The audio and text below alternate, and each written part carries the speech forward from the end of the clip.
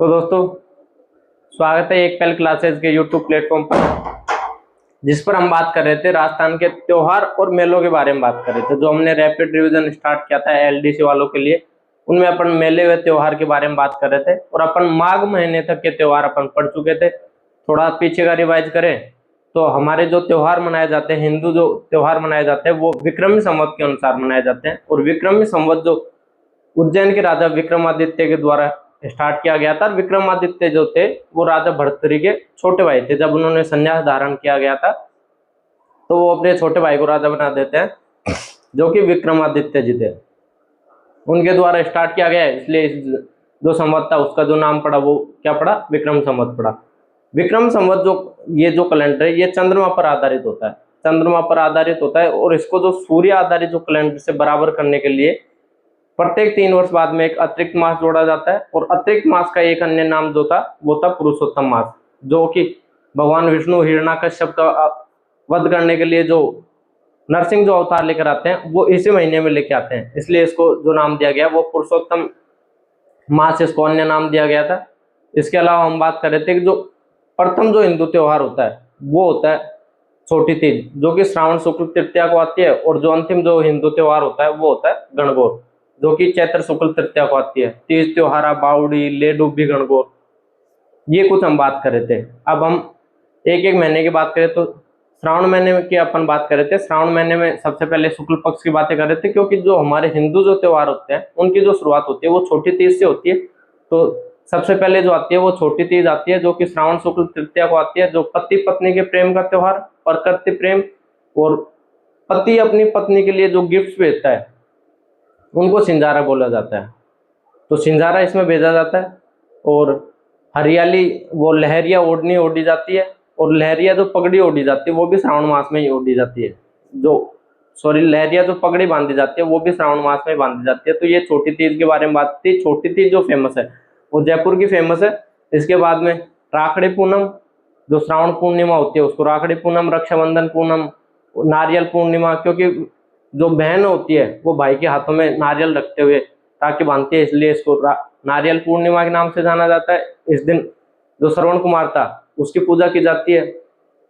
भाद्रपद जो महीना होता है, भाद्रपद का महीना त्योहारों की दृष्टि से सबसे बड़ा महीना होता है, जिसमें कृष्ण पक्ष की बातें करें तो तृतीया को होती है बड़ी तीज, बड़ी तीज को बूढ़ी तीज, कजली तीज, सातुड़ी तीज। और ये कहाँ की फेमस होती है, बूंदी की फेमस होती है। तृतीया के बाद में छठ आती है। छठ को ऊप छठ, हल छठ, खड़े खड़े पूजा करते हैं, इसलिए ऊप छठ, हल छठ, क्योंकि भगवान बलराम की जयंती होती है इस दिन और उनका जो प्रिय जो हथियार होता है वो हल होता है, तो हल छठ के नाम से जानते हैं।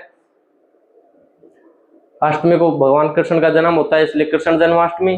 नवमी के दिन गोगा नवमी, गोगा जी का मेला लगता है 2 जगह, ददरेवा, ददरेवा में इनका जन्म हुआ था, और गोगा मेडी में मेला लगता है जो कि हनुमानगढ़ में है। और जो किसान होते हैं वो अपने हल को 9 गांठ वाली राखी बांधते हैं, क्योंकि इस दिन क्या होती है, नवमी होती है। नवमी के बाद में 3 दिन बाद में आती है बारस, बारस को बछबारस। इस दिन बछड़े की पूजा की जाती है। चाकू का यूज नहीं किया जाता, साबुत अनाज का यूज किया जाता है।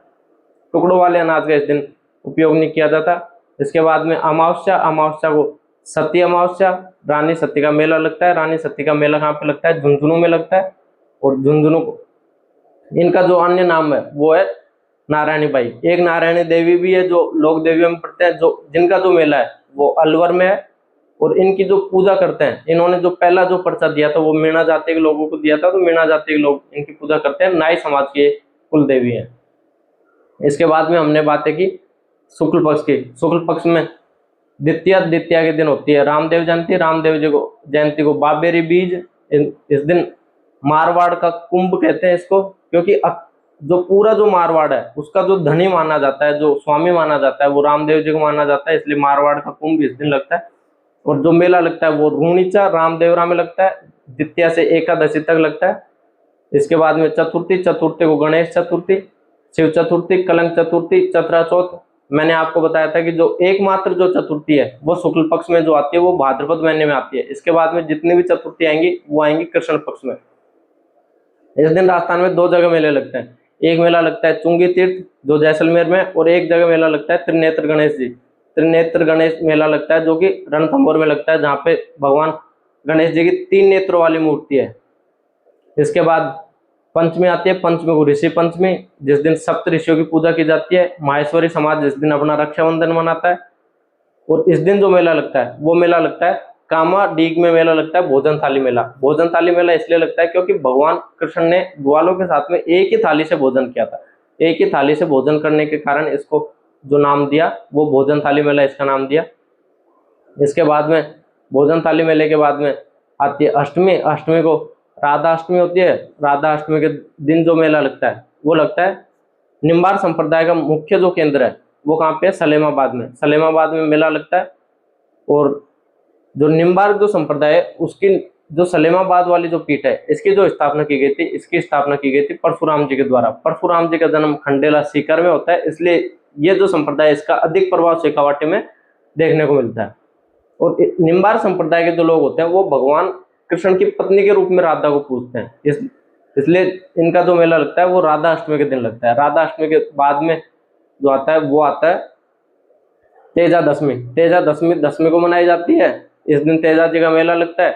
तेजा जी का मेला पर्वतसर नागौर में लगता है, जो कि पशु मेला है। नागौरी नस्ल के इसमें आता है। पर्वतसर वाला जो मेला जो मंदिर था उसका जो निर्माण हुआ था वो अभय सिंह जी के शासनकाल में हुआ था। और अभय सिंह जी के शासनकाल में एक और बड़ी घटना हुई थी, वो खेजड़ली घटना हुई थी। खेजड़ली जो कांड हुआ था वो भी उनके समय हुई थी। तेजा दशमी के एक दिन बाद में आती है एकादशी। एकादशी को होता है देव झूलनी एकादशी और जल झूलनी एकादशी, क्योंकि इस दिन भगवान कृष्ण को पहली बार जो स्नान करवाया गया था वो इसी दिन करवाया गया था, इसलिए इसको देव झूलनी, क्योंकि देवताओं को स्नान करवाया गया। और जल झूलनी, जल से इनको स्नान करवाया गया, इसलिए दोनों नाम आप याद रखना। भगवान कृष्ण की मूर्तियों को स्नान करवाया जाता है। इनके एक दिन बाद में, सॉरी एक दिन क्या 3 दिन बाद में आती है रूप चतुर्दशी, अनंत चतुर्दशी आती है। जबकि रूप चतुर्दशी जो आती है, रूप चौदस जिसको बोलते हैं, वो कार्तिक माह में आते हैं, दिवाली से एक दिन पहले आती है। तो इस दिन भगवान गणेश जी की जो मूर्तियां होती हैं जिनकी जो स्थापना की गई थी वो चतुर्थी के दिन की गई थी, गणेश चतुर्थी को। उनके 10 दिन बाद में इनकी मूर्तियों का जो विसर्जन किया जाता है। इसके बाद में पूर्णिमा, पूर्णिमा को श्राद्ध पक्ष प्रारंभ हो जाता है। श्राद्ध जो होते हैं वो 16 होते हैं। आश्विन माह की बात करें तो आश्विन माह का जो कृष्ण पक्ष होता है वो पूरा क्या कहलाता है, श्राद्ध पक्ष कहलाता है, इसलिए उसका जो नाम होता है वो श्राद्ध पक्ष होता है। सांझी की पूजा की जाती है। सांझी जो बनाई जाती है बेसिकली वो बनाई जाती है मिट्टी और गोबर की सांझी बनाई जाती है। लेकिन जो नाथ द्वारा है, नाथ द्वारा में केले की सांझी बनाई जाती है। और वहां पे नाथ द्वारा में जो श्रीनाथ जी का मंदिर है उसके पीछे की तरफ जो पेंटिंग की गई है उसको पिछवाई बोलते हैं, जिसमें केले के चित्रण अधिक किए गए हैं, इसलिए केले की जो सांझी बनाई जाती है वो नाथ द्वारा में बनाई जाती है। उदयपुर में एक मंदिर है मत्स्येंद्रनाथ मंदिर, जिसको सांझी मंदिर के नाम से जाना जाता है। और इसके जो अंतिम जो दिन होता है उस दिन व्रत किया जाता है थम्बुड़ा व्रत।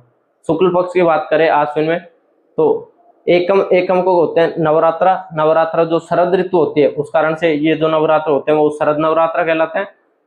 और मैंने ये बताया था कि जब जब नवरात्र आएंगे तब तब अष्टमी क्या होगी, इंपॉर्टेंट होगी। तो अष्टमी के दिन होते हैं दुर्गाष्टमी, दुर्गा माता की पूजा की जाती है इसलिए दुर्गाष्टमी। इस दिन यज्ञ किए जाते हैं, होम किए जाते हैं, इसलिए होमाष्टमी। और दुर्गाष्टमी के बाद में आती है 2 दिन बाद में दशमी। दशमी को दशहरा, विजयदशमी, क्योंकि भगवान राम ने रावण पर विजय प्राप्त की थी। किस दिन प्राप्त की, दशमी के दिन प्राप्त की, इसलिए इसको जो नाम दिया वो विजयदशमी। इस दिन हथियारों की पूजा की जाती है। मैंने बताया था कि दिवेर का जो युद्ध हुआ था 1582 में, जिसमें सुल्तान खाको कुंवर अमर सिंह ने मारा था, वो भी किस दिन हुआ था, दशहरे के दिन। क्योंकि ऐसी परंपरा थी कि दशहरे पे युद्ध किए जाते थे, चाहे छोटी मोटी लड़ाई हो, लेकिन लड़ाई लड़ी जाती थी। लीलटास पक्षी जो होता है उसको देखना शुभ माना जाता है। और एक पुस्तक मैंने बताई थी लीलटास नामक जो पुस्तक है वो कन्हैयालाल सेठिया जी की भी एक पुस्तक है। और खेजड़ी की पूजा की जाती है। जो दशहरा जो मशहूर है वो एक तो कोटा का फेमस है और एक फेमस है मैसूर का। कोटा वाला जो दशहरा है वो जो प्रारंभ हुआ था वो माधो सिंह के समय से प्रारंभ हो गया था। माधो सिंह ने कोटा की स्थापना की थी 1631 में, जो कि सांझा ने एक स्वतंत्र राज्य के स्वतंत्र रियासत के रूप में इसकी स्थापना कर दी थी। इसका जो राजा बनाया गया था वो माधो सिंह जी को इसका राजा बनाया गया था। तो जो कोटा की स्थापना के साथ साथ ही दशहरे की भी शुरुआत हो गई थी। और जो सबसे ज्यादा जो फेमस हुआ था उम्मेद सिंह जी के समय।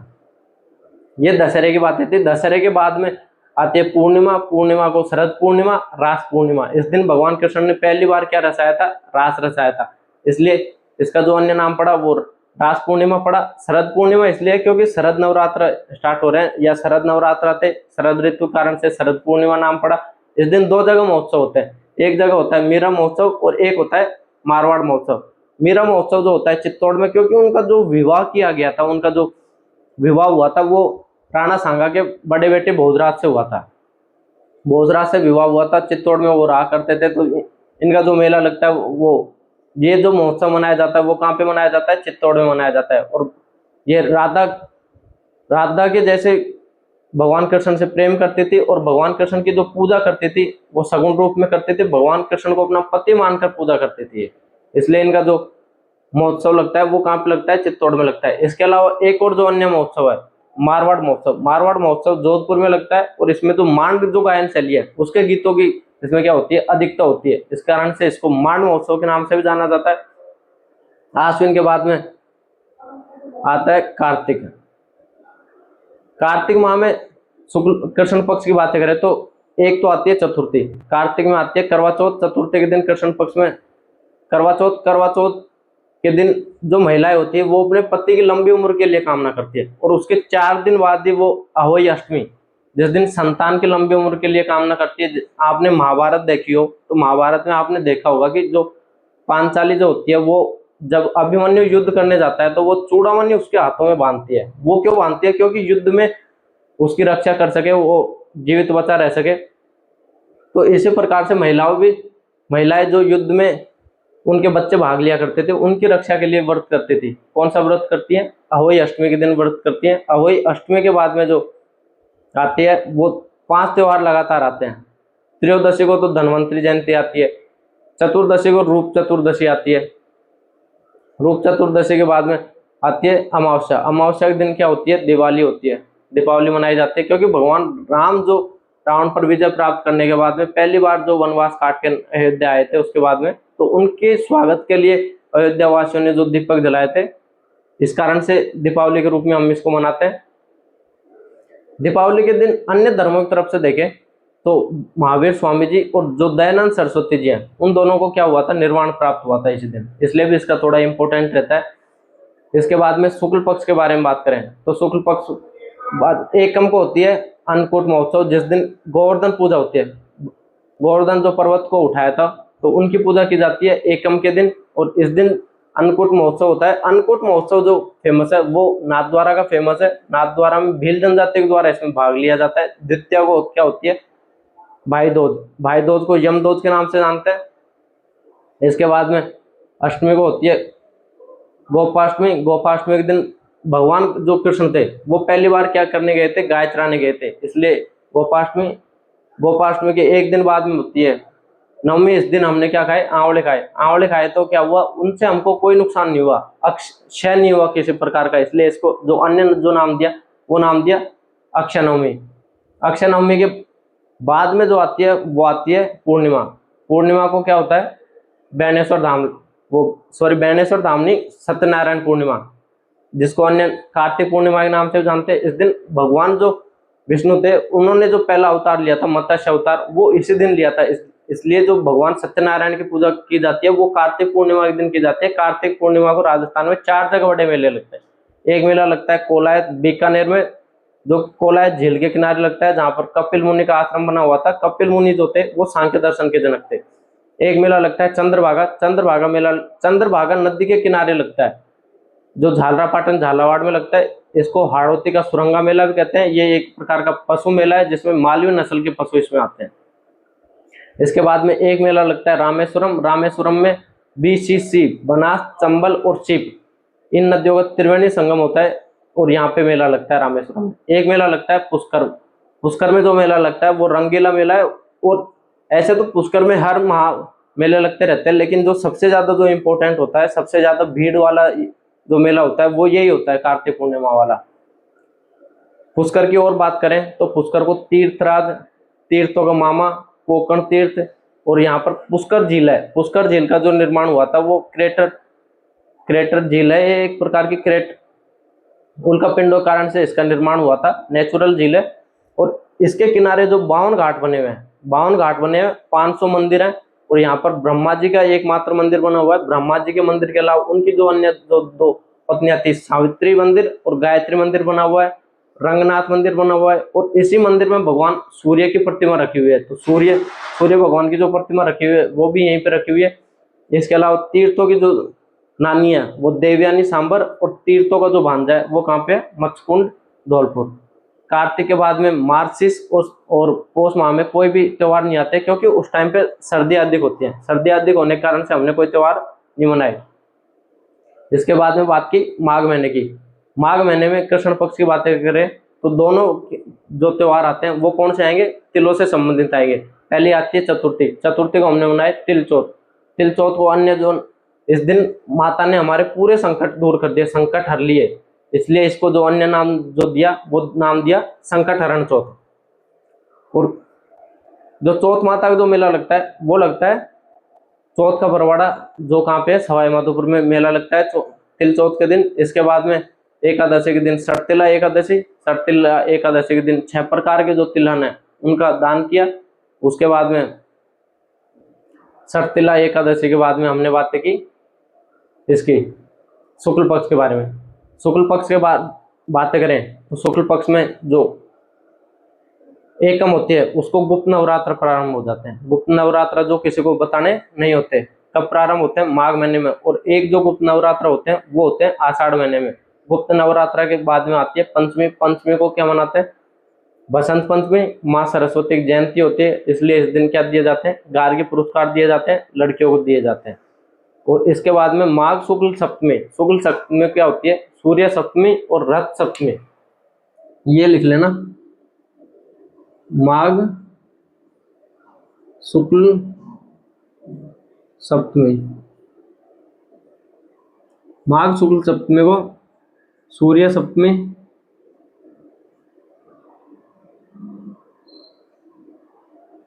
और रथ सप्तमी।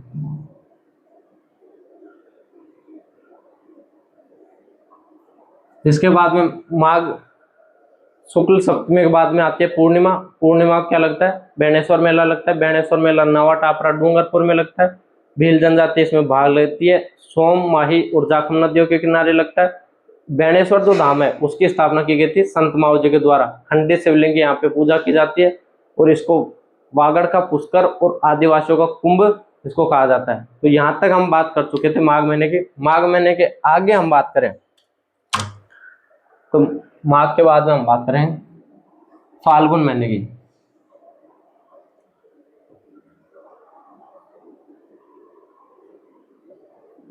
तो हम माघ महीने तक बात कर चुके थे त्योहार और मेले।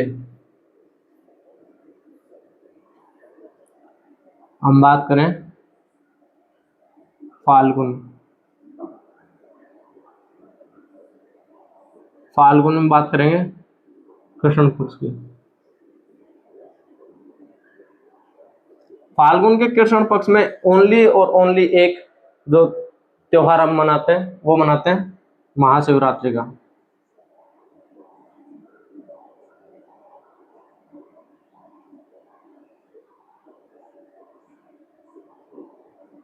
महाशिवरात्रि का जो त्योहार हम मनाते हैं वो मनाते हैं त्रयोदशी के दिन।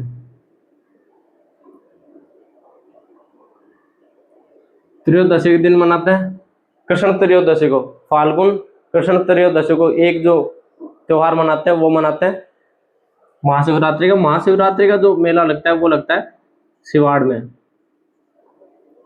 सिवाड़ में मेला लगता है। और कौन सा मेला लगता है, घुसमेश्वर मेला।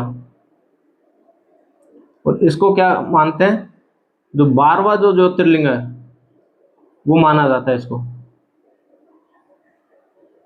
इसलिए यहाँ पे मेला लगता है किस दिन, महाशिवरात्रि के दिन। कहाँ पे मेला लगता है, सिवाड़ में मेला लगता है। कौन सा मेला लगता है, घुसमेश्वर मेला लगता है। कब लगता है, फाल्गुन कृष्ण त्रयोदशी को। ये बातें हमारी कृष्ण पक्ष के बारे में थी। कृष्ण पक्ष के बारे में बात करें तो शुक्ल पक्ष के बारे में हम बात करेंगे।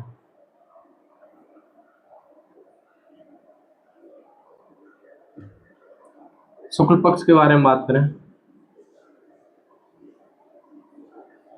तो शुक्ल पक्ष में हम मनाएंगे सबसे पहले द्वितीया को। द्वितीया को क्या मनाई जाती है, फुलेरा दूज।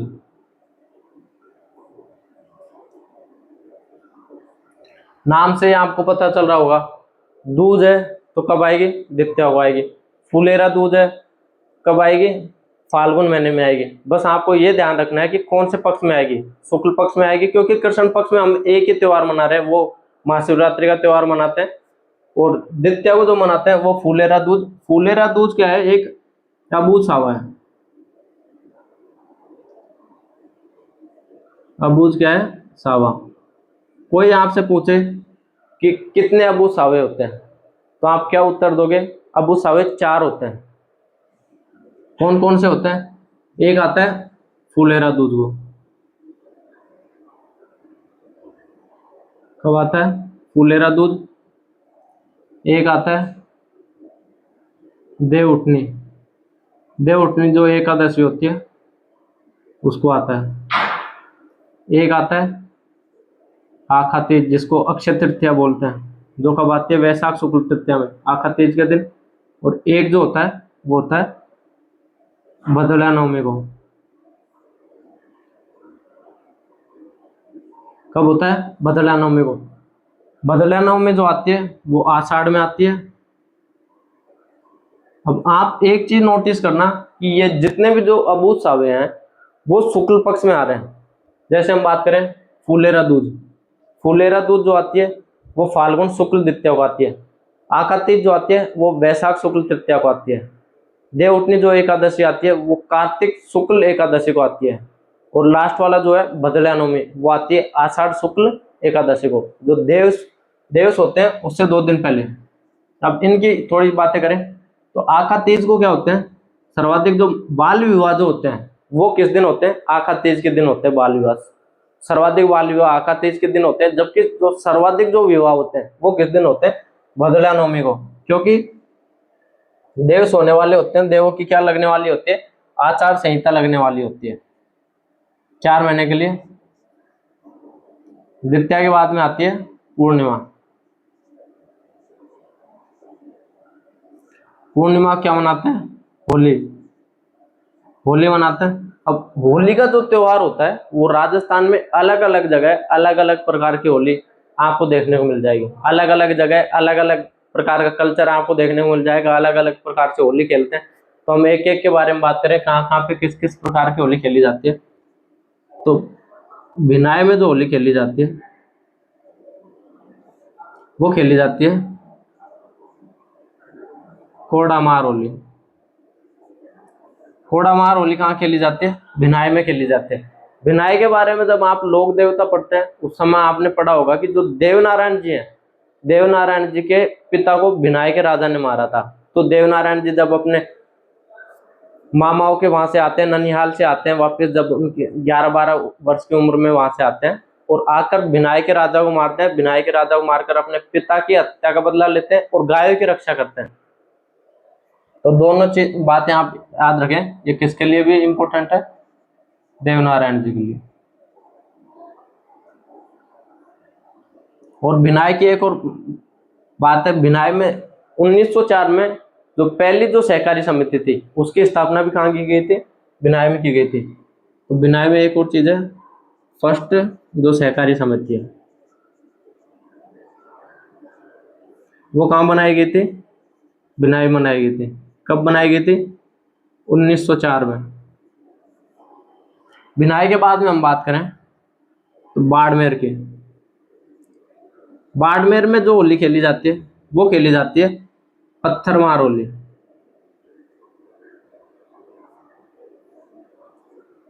कौन सी होली खेली जाती है, पत्थरमार होली।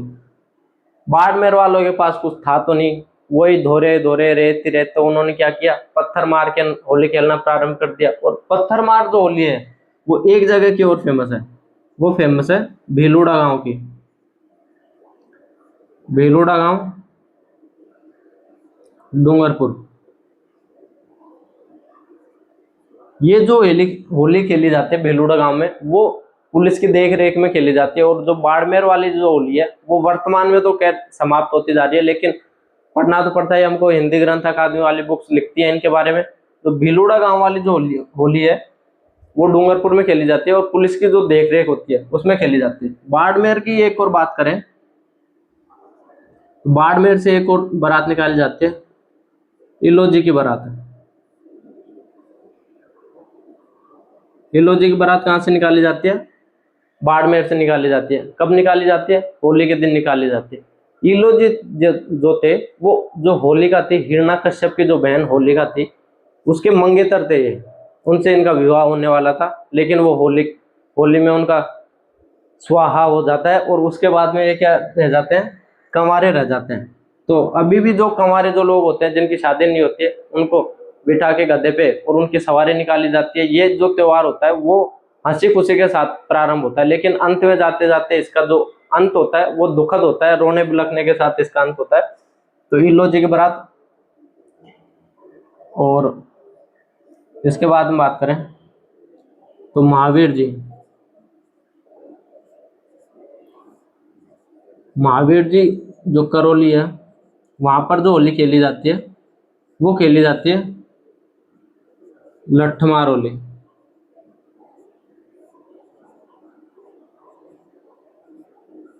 कौन सी होली खेली जाती है? लठमार होली खेली जाती है। कहाँ पे खेली जाती है? महावीर जी करौली में खेली जाती है।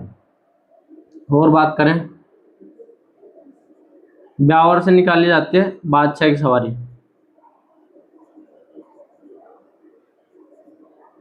बादशाह की सवारी कहाँ से निकाली जाती है? ब्यावर से निकाली जाती है। कभी कभी क्वेश्चन ये भी पूछ लिया जाता है कि बादशाह की सवारी में जो बादशाह थे वो कौन थे? तो बादशाह जो थे वो कौन थे? टोडरमल जी। टोडरमल बादशाह थे और उनको अकबर के द्वारा बादशाह बनाया गया था।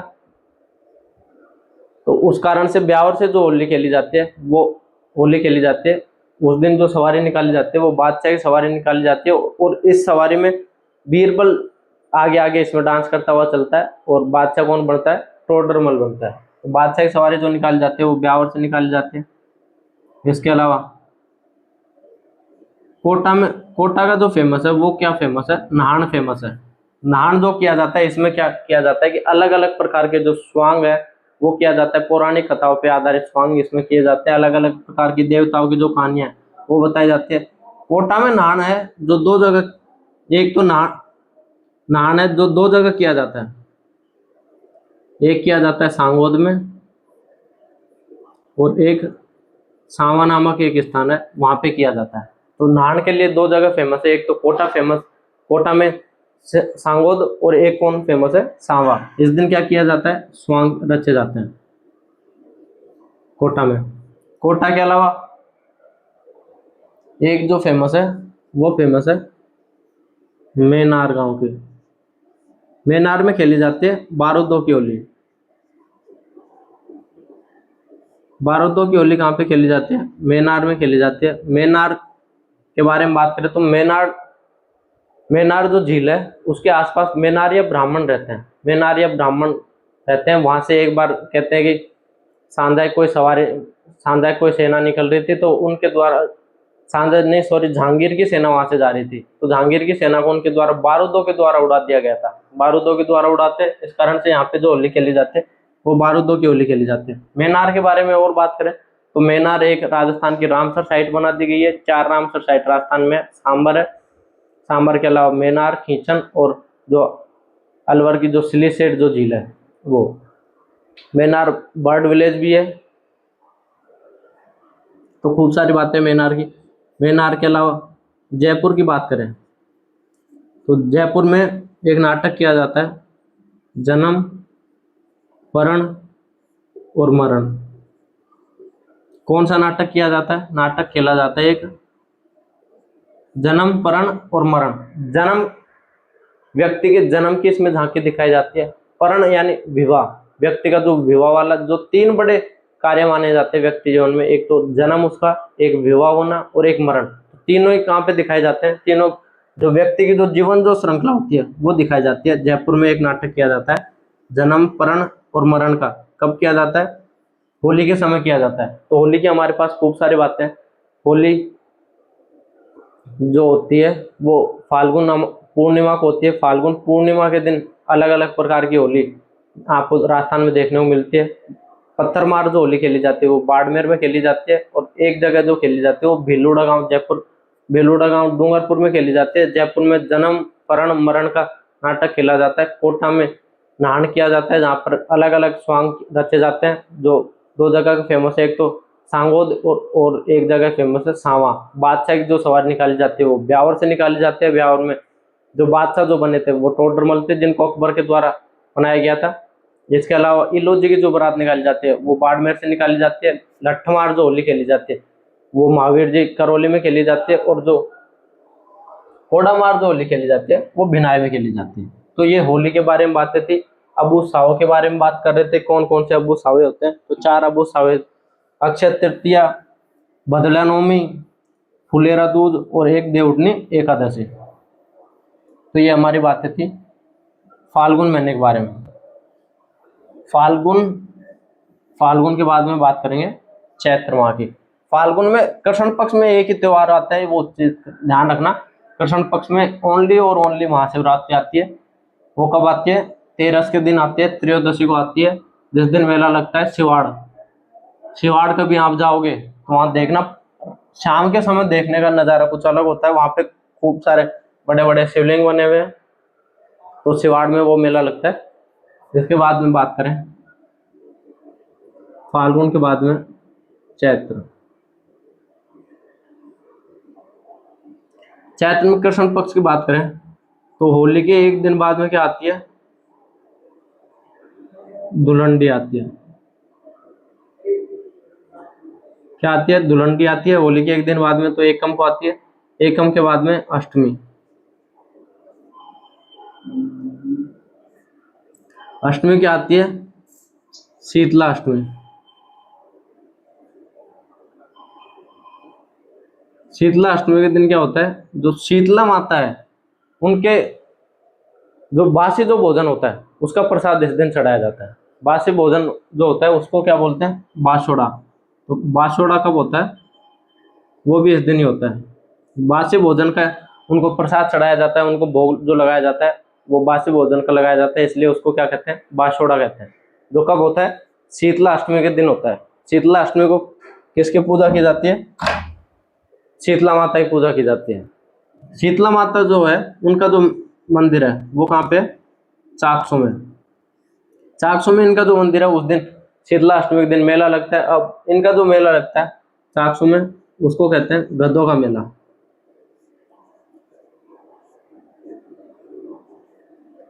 गधों का मेला।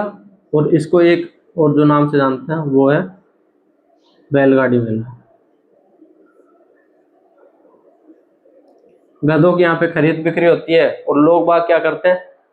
बैलगाड़ियों में बैठ बैठ के लोग इसमें इस मेले को देखने आया करते थे, इसलिए इसका जो एक जो नाम पड़ा वो तो क्या पड़ा? बैलगाड़ी मेला। गधों की यहाँ पे खरीद बिक्री हुआ करती है, इस कारण से इसको गधों का मेला। गधों के मेले की बात करें तो गधों का जो मेला है वो और जो पूछा जाता है वो 3 जगह आता है अपने कल्चर में।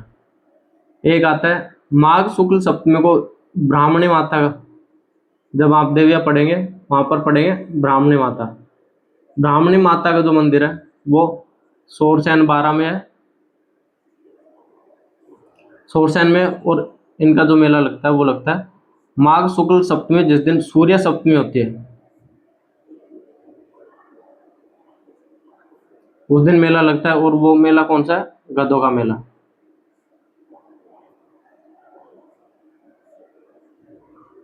और एक जो मेला लगता है वो लगता है खलखानी माता के। ये पूछा जाता है, ये कई बार पूछा गया है। खलखानी माता का मेला लगता है, वो भी कौन सा लगता है? गधों का मेला।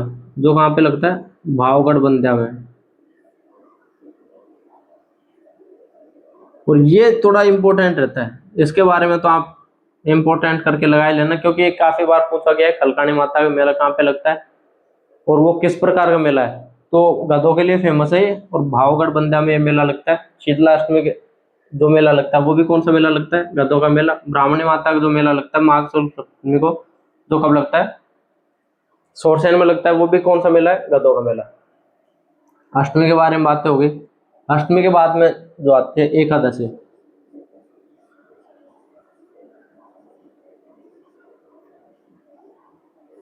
एकादशी को जो लगता है वो लगता है जोहर मेला। अब आप मुझे बताओ कि जौहर मेला कहाँ पे लगेगा। जौहर मेला वहीं पे लगेगा जहाँ पे क्या हुए, सबसे ज्यादा जौहर हुए। तो सबसे ज्यादा जौहर कहाँ पे हुए, आपने हिस्ट्री में पढ़ा होगा कि सबसे ज्यादा जौहर कहाँ पे होते हैं, चित्तौड़ में होते हैं। तो इसलिए मेला कहाँ पे लगता है, चित्तौड़ में लगता है। चित्तौड़ में कितने साके होते हैं, कितने जौहर होते हैं, तो चित्तौड़ में 3 साके होते हैं। कौन कौन से होते हैं, एक होता है 1303 में, एक होता है 1535। कहीं आपको इसकी डेट 1534 भी देखने को मिल जाएगी, क्योंकि मैंने खुद ने हिंदी ग्रंथ अकादमी की बुक में पढ़ रहा था, उसमें 1534 दिया हुआ है, जबकि जो सही डेट जो है वो 1535 को सही डेट माना जाता है। और एक जो है वो है 1567 और 1568 में। 1303 में जो जौहर हुआ था, जौहर जौहर में दो चीजें होते हैं, जो शाखा होता है उसमें दो चीज होती है, एक होता है केसरिया होता है और एक होता है जौहर होता है। केसरिया जो होता है वो जो पुरुष होते हैं वो केसरिया सापा, केसरिया के जो कपड़े होते हैं वो पहन के करते हैं, और जो महिलाएं होती हैं वो क्या करती हैं, जौहर करती हैं। तो इसमें केसरिया तो किया गया था रतन सिंह जी, रतन सिंह और गोरा बादल के द्वारा, और इसमें जो जौहर जो किया था वो किया गया था रानी जो पद्मिनी थी, रानी पद्मिनी के द्वारा इसमें जौहर किया गया था। 1534-35 में जो जौहर हुआ था उसमें जौहर तो किया था कर्मावती के द्वारा, और जो केसरिया किया था वो देवलिया वर्तमान प्रतापगढ़ के जो शासक थे बाघ सिंह उनके द्वारा किया गया था। और 1567-68 में जो जौहर हुआ, जो शाखा हुआ था उसमें जयमल पत्ता के द्वारा तो केसरिया किया गया था, और जौहर जो किया गया था वो फूल कवर जो जयमल की जो रानी थी उनके द्वारा किया गया था। तो ये बातें थी चैत्र माह के जो कृष्ण पक्ष है उसके बारे में। चैत्र माह में 3 चीजों के बारे में हमने बातें की। एक तो हमने धुलंडी के बारे में बातें की, धुलंडी कब आती है, 1 कम को आती है कृष्ण पक्ष में। धुलंडी के बाद में अष्टमी को क्या होता है, शीतलाष्टमी। इस दिन बासी भोजन किया जाता है, जो एक दिन पहले जो भोजन बनाया जाता है, जो बासी जो भोजन होता है उसका इस दिन क्या किया जाता है, बासी भोजन का यूज किया जाता है, इसलिए इसको क्या बोलते हैं, बासोड़ा बोलते हैं। शीतला माता का जो मंदिर है वो चाकसू में, और इस मंदिर को जो बनवाया गया था वो बनवाया था जयपुर के जो शासक थे माधो सिंह प्रथम, उनके द्वारा इस मंदिर का निर्माण करवाया गया था। और माधो सिंह प्रथम के द्वारा जो मोती डूंगरी में जो महल बना हुआ है, जो मंदिर है, उनका निर्माण भी माधो सिंह प्रथम के द्वारा ही करवाया गया था। और इस दिन जो मेला लगता है वो गधों का मेला लगता है, और इसको बैलगाड़ी मेले के नाम से भी जानते हैं। गधों के मेले और कहाँ कहाँ पे लगते हैं, तो एक ब्राह्मणी माता के मेले में लगते हैं जो सोरसेन 12 में माघ शुक्ल सप्तमी को लगता है, जो किस प्रकार का मेला है, गधों का मेला। एक लगता है खलकाणी माता का मेला लगता है भावगढ़ बंध्या में, जो भी किस प्रकार का मेला है, गधों का मेला। इसके बाद में एकादशी को आता है जौहर मेला। जौहर मेला कहाँ पे लगता है, चित्तौड़, क्योंकि चित्तौड़ में क्या होते हैं, सबसे ज्यादा साके होते हैं। कितने साके होते हैं जौहर में, वो सॉरी चित्तौड़ में कितने साके होते हैं, चित्तौड़ में 3 साके होते हैं। एक होता है 1303 में, एक होता है 1335 में, वो 1535 में, और एक होता है 1567-68 में। चैत्र के शुक्ल पक्ष की बात करें तो चैत्र के शुक्ल पक्ष में एकम को क्या होती है, नव वर्ष। जो हमारा जो न्यू ईयर होता है, जो हिंदुओं का जो न्यू ईयर होता है वो कब होता है, वो होता है चैत्र शुक्ल एकम को। चैत्र शुक्ल एकम को हमारा नववर्ष होता है, और इस दिन क्या होता है, नवरात्रा। नवरात्रा होते हैं कौन से, बसंत नवरात्रा।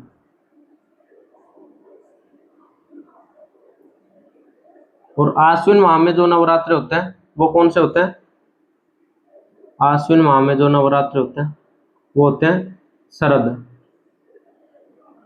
शरद नवरात्रा। इसलिए आश्विन माह में क्या आती है, शरद पूर्णिमा, रास पूर्णिमा। इस टाइम पे क्या होते हैं, बसंत नवरात्रा। और क्या होता है, न्यू ईयर। एकम के बाद में आती है तृतीया। तृतीया को जो हमारा जो अंतिम जो हिंदू जो त्योहार होता है वो कौन सा होता है, गणगौर। तीज त्योहार, बावड़ी, लेडुब्बी, गणगौर। तो गणगौर त्योहारों को कहाँ पे लेके जाते हैं, समाप्ति की तरफ। गणगौर गणगौर आती है चैत्र शुक्ल तृतीया को। गणगौर के बारे में खूब सारी बातें हैं। गणगौर जो फेमस है वो जयपुर और उदयपुर की। गणगौर कहाँ कहाँ की फेमस है? जयपुर और उदयपुर की गणगौर प्रसिद्ध है। जो उदयपुर की जो गणगौर है, उदयपुर की गणगौर का वर्णन करता है टोड साहब, जेम्स टोड उदयपुर की गणगौर का वर्णन करता है, क्योंकि जो पश्चिमी जो राजपूताना राज्य थे उनका जो ये पॉलिटिकल एजेंट था, पश्चिम राजपूताना राज्यों का जो मेन जो सेंटर था, जो मुख्यालय बना हुआ था, वो कहाँ पे था? उदयपुर में था। तो ये उदयपुर में रहा करता था। तो उदयपुर में जब इसने गणगौर देखी तो उसका इसने अपने बुक्स में वर्णन किया। तो उदयपुर गणगौर का वर्णन कौन करता है? टोड करता है। जयपुर की जो गणगौर है वो अपनी शाही सवारी के लिए, शाही गणगौर के लिए फेमस है। इसमें ये जो गणगौर निकलते हैं वो राज परिवार से निकलते हैं, महलों से ये गणगौर निकलते हैं, इसलिए इसको शाही गणगौर के नाम से भी पूछा आपसे जा सकता है। और उदयपुर में जो गणगौर लगती है वो गणगौर घाट बना हुआ है उदयपुर में। कहाँ पे लगती है? गणगौर घाट। और इसको अन्य नाम से पूछा जाए तो आपसे झीलों वाली गणगौर, झीलों वाली गणगौर के नाम से भी आपसे पूछा जा सकता है।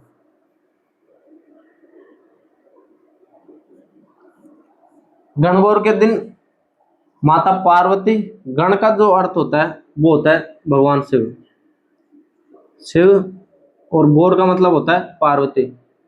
तो इस दिन माता पार्वती और भगवान शिव की क्या की जाती है? सवारी निकाली जाती है। हम पढ़ रहे थे जो त्योहारों की जो शुरुआत होती है वो कब से होती है? छोटी तीज से। छोटी तीज के दिन क्या हुआ था? भगवान शिव और माता पार्वती दोनों क्या हुआ था? विवाह हुआ था उस दिन, इसलिए छोटी तीज का त्योहार होता है। उसको पति पत्नी के त्योहार के नाम से भी जानते हैं, पति पत्नी के प्रेम का त्योहार।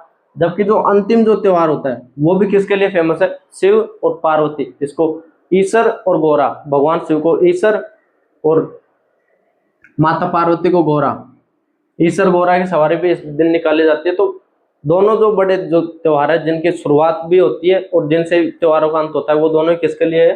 भगवान शिव और माता पार्वती के लिए।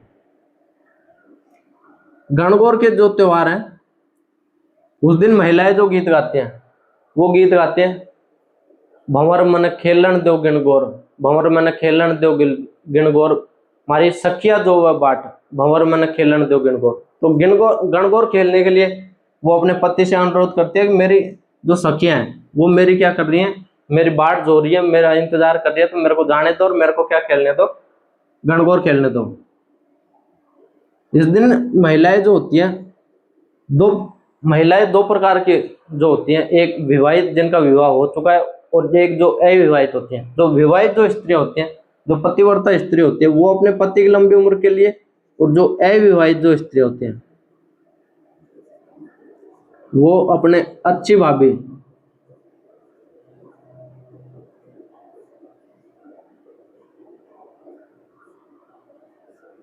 और अच्छे पति,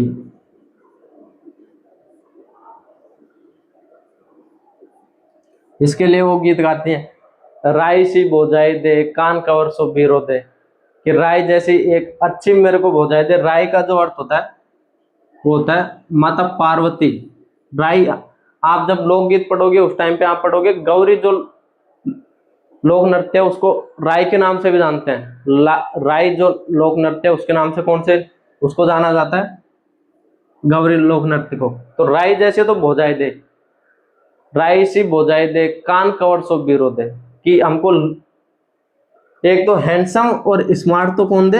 लड़का दे, जो कैसा दिखता हो, भगवानों के जैसा हो, उनके जैसे, उनमें अच्छे गुण हो, और कैसी भोजाई दे? राय जैसी भोजाई दे। तो ऐसे गीत कौन गाती है? जो अविवाहित जो महिलाएं होती हैं वो गाती हैं, क्योंकि वो अच्छे पति और अच्छी भाभी कामना करती है कि मेरा भाई तो कह रहा अच्छा है नहीं, मेरा भाई तो बेलखना है, लेकिन इसके लिए जो पत्नी आई वो तो कौन सी आई? राय जैसी आई, माता पार्वती जैसी आई, जो इसको क्या दे? सद्बुद्धि दे। तो जयपुर की फेमस है, उदयपुर की फेमस है, शिव और पार्वती की सवारी निकाली जाती है, अविवाहित महिलाएं गीत गाती है। और गणगौर का जो त्योहार होता है,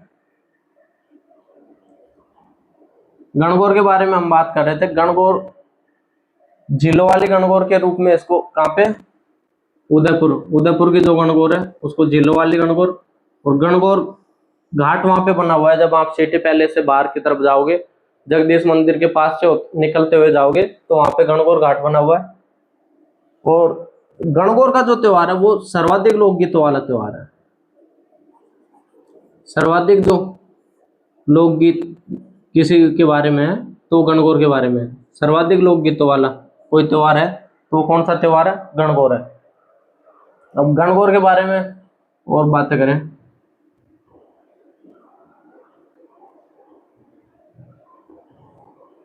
चतुर्थी को जैसलमेर में,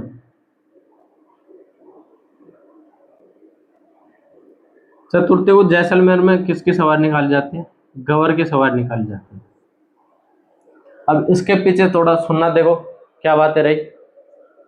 जैसलमेर से जो भाटी थे जैसलमेर के, वो गणगौर के दिन सवारी निकाल रहे थे। माता पार्वती और भगवान शिव की गणगौर की सवारी निकाल रहे थे। गणगौर की जो सवारी निकाली जाती है, जो जयपुर से भी आप देखते हो, तो बहुत मतलब सजी धजी या फिर बहुत सारे जो जवाहरात होते हैं या फिर उनको सजाया, अच्छे से सजाया जाता है, तो बेशकीमती गहने रहते हैं उसमें। तो उनको लूटपाट करने के लिए बीकानेर वाले क्या करते हैं कि आक्रमण कर देते हैं। जब वो सवारी निकाल रहे होते हैं उस समय आक्रमण कर देते हैं, और आक्रमण करके उनके माता पार्वती तो हाथ लगती नहीं है, लेकिन जो भगवान शिव है, जो गण गण है, वो उनके हाथ लग जाते हैं और वो उसको लूट कर ले जाते हैं। वो उनको लूट